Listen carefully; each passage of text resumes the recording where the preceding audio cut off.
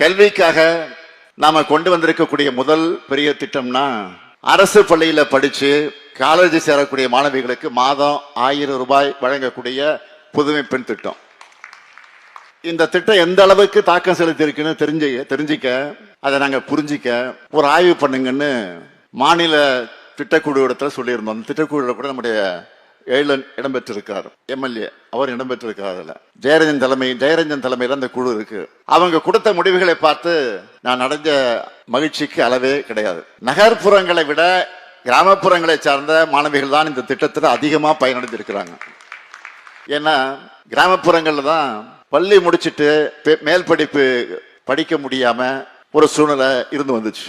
அந்த நிலைய புதுமை பெண் மாத்தி இருக்கு. இதையெல்லாம் விட ஆச்சரியமான ஒரு விளைவையும் இந்த திட்டம் ஏற்படுத்தி இருக்கு.